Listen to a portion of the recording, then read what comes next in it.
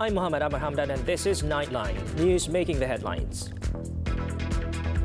Health Ministry issues ban on political gatherings in Melaka cover over COVID-19 fear. And Pahang plans to build international airport in Gebeng.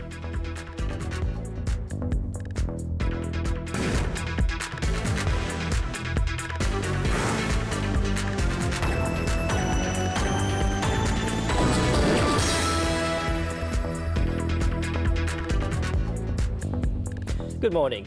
Activities related to social gatherings and events will not be allowed throughout the Melaka state election period. Health Minister Khairi Jamaluddin said the ban will be enforced starting Monday, October 25th until October 27th. Khairi, in a statement on Sunday, said the ban on such activities is made in accordance with Section 10(1) of the Prevention and Control of Infectious Diseases 2021. He explained that this ban is also in line with the list of unauthorized activities or negative lists in the latest SOPs for states under Phase 4 of the National Recovery Plan. Khairi said that the ban will include the organization of election machinery launching ceremonies. He said the decision took into consideration the risk of COVID-19 virus transmission, which is still high, especially with the prevalence of the Delta variant within the community and the increase in reported new infections. He stressed that individuals, organizers of any activity and organizations may be subject to legal action, such as a compound or prosecution in court for failing to comply with regulations stipulated under the Prevention and Control of Infectious Diseases Act 1988.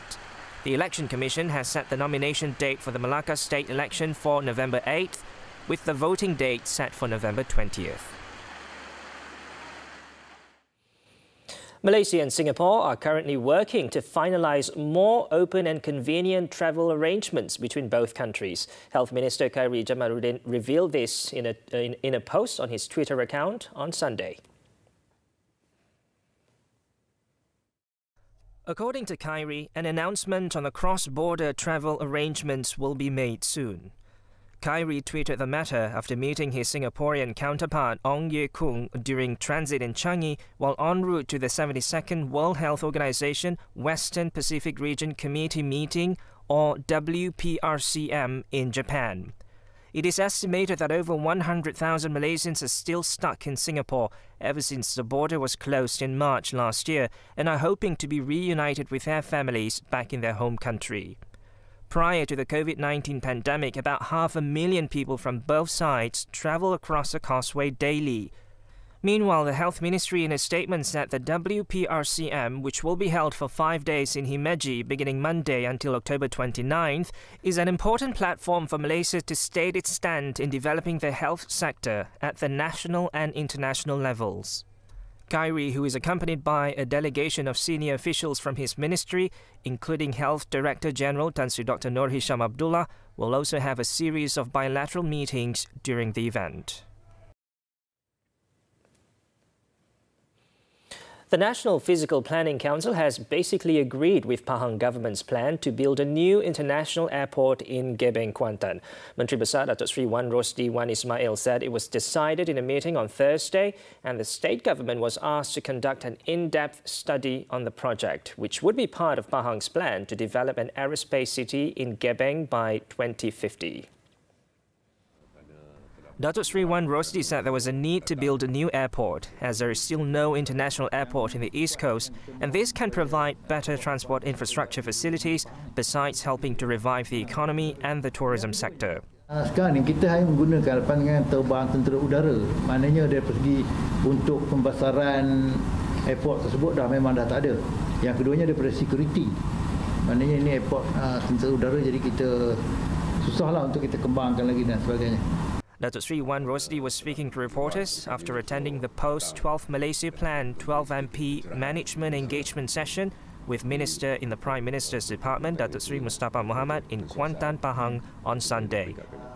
On the 12 MP, Datuk Seri Wan Rosdi said the state government had submitted 731 projects through various ministries with a total cost of 50.571 billion ringgit, and 13 of them had been placed in the priority list. These include the construction of 107 kilometres new road from Kuala Lumpur International Airport in Sepang, Selangor to Bera and Temerloh, a community college in Lipe, and the Cameron Highlands bypass. Educational institutions in Johor and Terengganu will resume operations in stages beginning November 7th, according to the Education Ministry, as the states were transitioning into Phase 4 of the National Recovery Plan from Monday. The operation of educational institutions under the ministry would be implemented after 2 weeks from the date of the transition. However, public schools in those states will only start their operations on November 8th, as November 7th is an additional holiday allocated in the ministry's calendar in conjunction with the Deepavali festival. The ministry said this involves admission for Level 1 primary school students, consisting of those in Standard 1, 2 and 3, as well as Form 3 and Form 4 secondary school students. Lessons for Level 2 primary school students, which are those in Standard 4, 5 and 6, including transition classes, and Form 1 and 2 of secondary schools will begin on November 14th in accordance with the regulations under the National Recovery Plan. However, private educational institutions registered under the ministry would operate according to their respective calendars. Now, Malaysia joined the other 192 United Nations UN member states in celebrating the United Nations Day on Sunday. Wisma Putra, in a statement issued on Sunday, said since joining the UN in 1957, and becoming the 82nd member of this august body, Malaysia attached great importance to the three main pillars of the UN.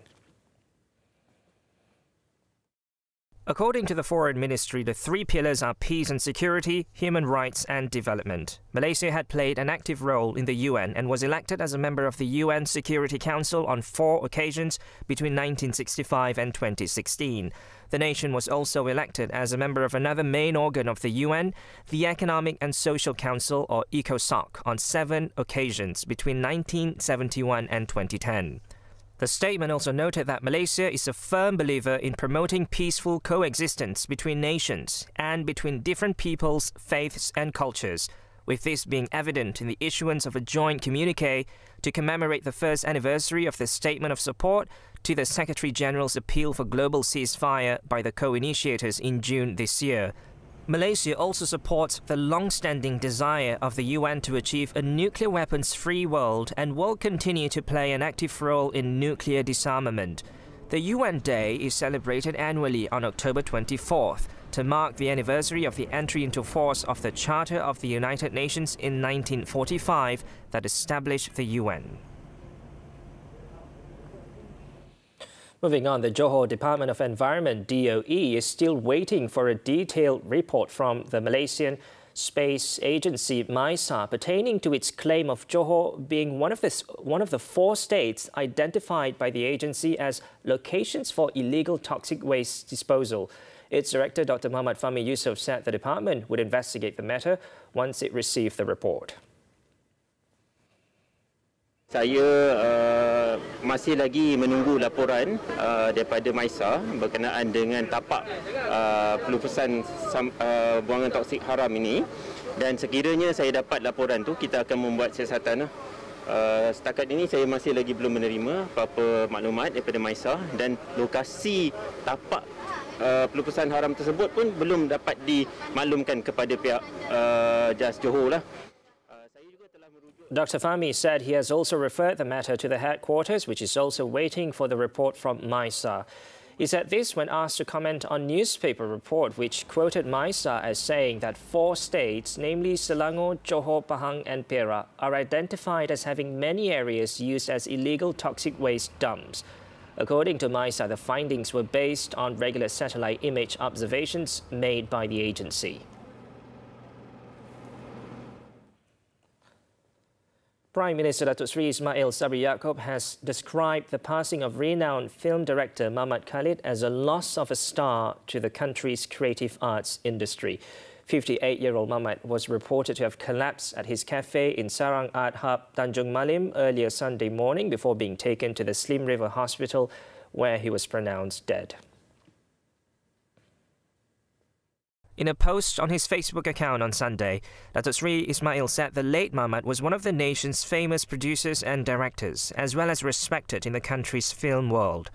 The Prime Minister also expressed his condolences to the late scriptwriter and filmmaker's entire family and the local art activists over the loss. Earlier, the remains of Muhammad, whose real name is Muhammad Khalid, arrived at his home in Taman Ipoh Jaya Timur 1 from the Slim River Hospital at 6 a.m. His body was later taken to Masjid Jami Idris Iskandar Shah 1, Sungai Rokam at about 12 p.m. for funeral prayers. He was laid to rest at the Masjid Paloh Muslim Cemetery in Ipoh at about 2:25 p.m. About 300 people, including celebrities, gathered at the cemetery to pay their last respects. Born on April 6, 1963, the late Muhammad was also the younger brother of the country's famous cartoonist, Datuk Muhammad Nur Khalid, or better known as Lat. Among his well-known films are Zombie Kampung Pisang, Hantu Kat Lima, Rock, and Kala Malam Bulan Mengambang, which was named the best film at the 21st Malaysia Film Festival in 2008. He leaves behind a wife and 5 children.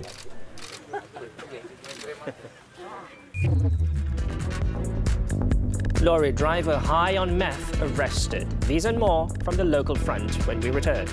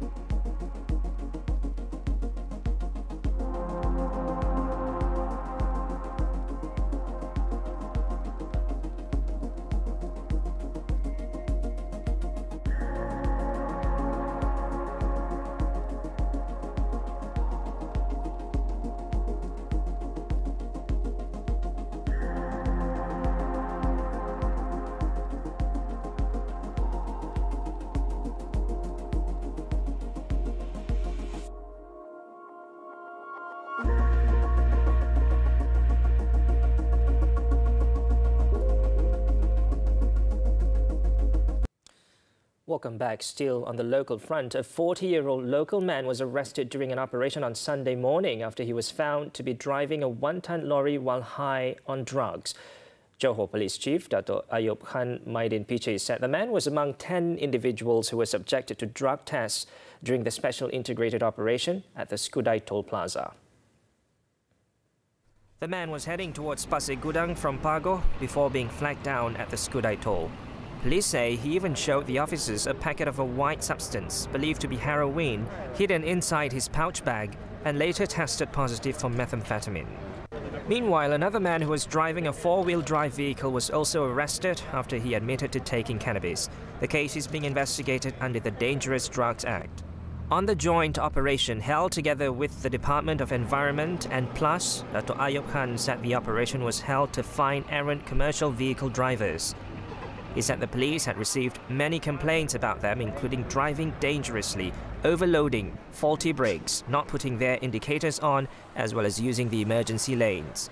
Within an hour of the operation being carried out, police inspected more than 152 heavy vehicles and issued 93 summonses for various offences.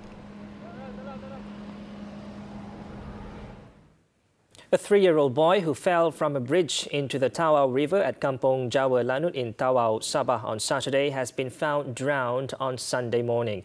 Tawau Fire and Rescue Chief Julius John Steppen said the body of Muhammad Alif Amudin was found at 8:19 a.m., about 600 meters from where he was reported to have fallen. He said the body was found just a few minutes after the search and rescue operation began on Sunday. The search and rescue operation for the victim was launched on Saturday after the Fire and Rescue Department received a distress call on the boy at 2:45 p.m. and was suspended at about 6 p.m. The victim's body has been handed over to the police for further action. Meanwhile, the victim's father, 40-year-old Amudin Mustafa, said his son was playing with 3 other children when he slipped and fell into the river, which was near his grandfather's house. In accordance with Breast Cancer Awareness Month being the most common cancer among women worldwide, it is vital to be well aware of breast cancer risk factors, symptoms and curability. However, most people are still unaware that men can also get breast cancer. Our reporter Alif Yunus has the story. Information about and awareness about breast cancer among men are really dim and not been heard much. So, yes, kalau diberi peluang memang saya nak pergi sekali lah sebab takut benda ni kita tak tahu kan. Macam perempuan sendiri pun dia tak tahu dia ada breast cancer, apatah lagi lelaki. Kalau saya dibagi peluang macam nak pergi screening ke, ada free screening for breast cancer for men, I will pergilah because I know kalau pasal cancer ni, kalau you pergi cepat, lagi cepat you tahu dan you lagi better lah. Out of 10 people I spoke to, only 4 men agreed to go for screening tests for breast cancer, and this shows that the awareness regarding breast cancer among men is still low. President of National Cancer Society Malaysia, Datuk Dr. Santari Somasundram said, although male breast cancer is a rare disease, the risk of getting breast cancer in men is still there. We as a community, we need to neutralize the gendering of breast cancer. We need to really say that breast cancer can happen to anyone. Yes, it happens more commonly in women. So in Malaysia, 1 in 9 women will get breast cancer, But men, it's 1 in 1,000. But you still can get breast cancer. She added that the most important aspect that needs to be focused on is to destigmatize the whole idea of breast cancer in men. As breast cancer is usually associated with women, some men may feel embarrassed when it comes to discussing their diagnosis. Cancer Research Malaysia Chief Scientific Officer, Professor Datin Paduka Dr. Teo Su Huang, pointed out that it is important for men to also learn how their breasts normally feel, and they need to be aware if they notice any strangeness in their breasts. So anyone who is told the words "you have cancer" will obviously go through a whole range of emotions, from fear to loss to anxiety to worry, and most of the time people just feel completely blank and overwhelmed, right? So I think as loved ones, we need to figure out how to support them better. As healthcare professionals, we need to reassure them that breast cancer today is one of the most curable common cancers. And because it's the most curable common cancers, we need to focus on survivorship, and not so much on just worrying about things incessantly. The rareness of the disease connected with lack of awareness of male breast cancer and the perception of breast cancer as a woman's disease can lead to the stigmatization of male breast cancer. The October being Breast Cancer Awareness Month, it is an ideal time to discover more about this deadly disease that devastates the life of so many and to promote getting screened for breast cancer. Alif Yunus reporting for Nightline TV3.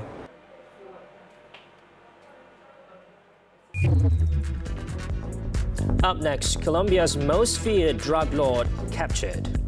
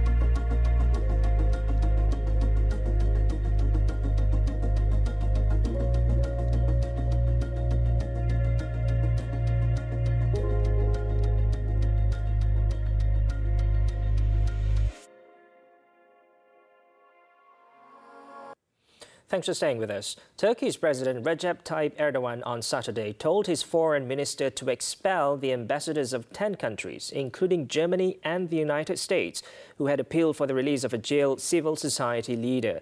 Describing the statement as an impudence, Erdogan said he had ordered the ambassadors be declared persona non grata.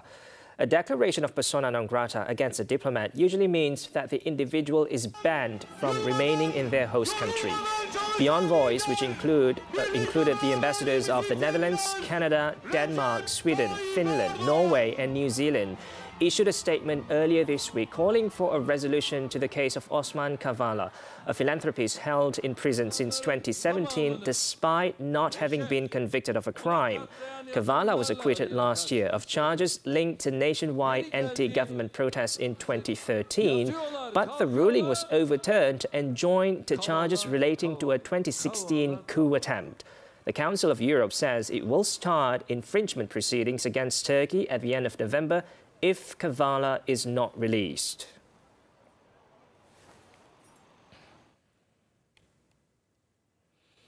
Colombian security forces on Saturday captured the country's most wanted drug trafficker, a rural warlord who stayed on the run for more than a decade by corrupting state officials. Yusuga, better known as by his alias Otoniel, was captured in his rural hideout in northwestern Colombia, close to the border with Panama. Otoniel had used a network of rural safe houses to move around and evade the authorities, and did not use a phone, instead relying on couriers for communication. The operation involved 500 soldiers supported by 22 helicopters.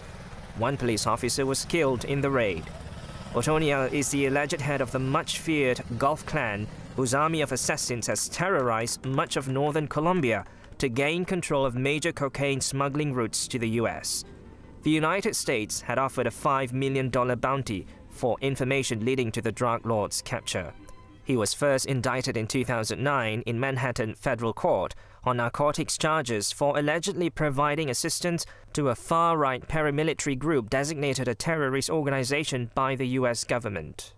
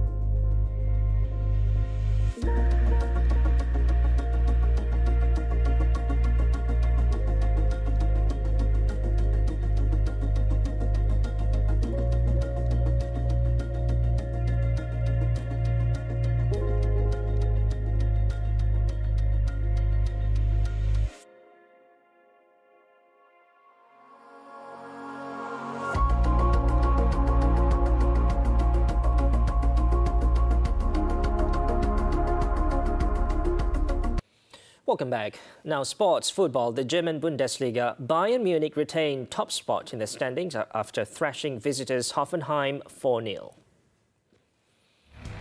Bayern kicked off their goal fast after just 16 minutes when Serge Gnabry unleashed a fierce low drive following Jamal Musiala's pass.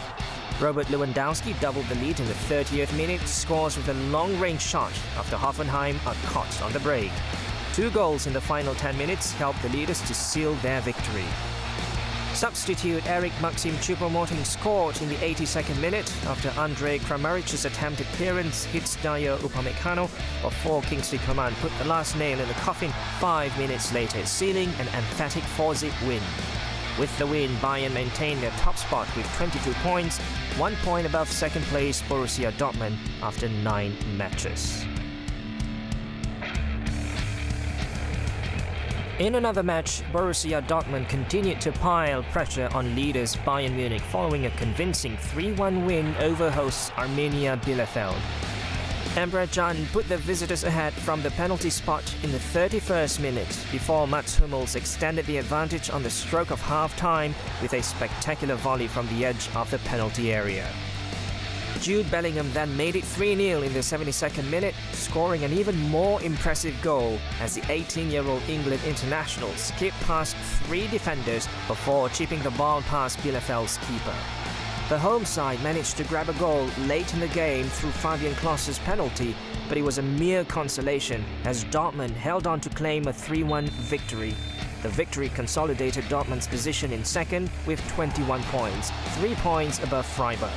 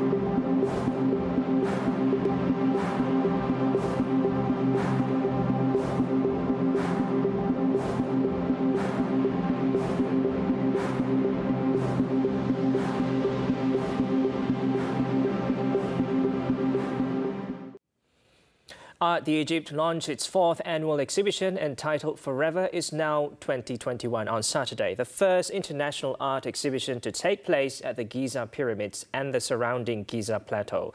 Take a look as we bring Nightline to a close this time around. With that, I'm Muhammed Hamdan. Thank you for watching and stay safe.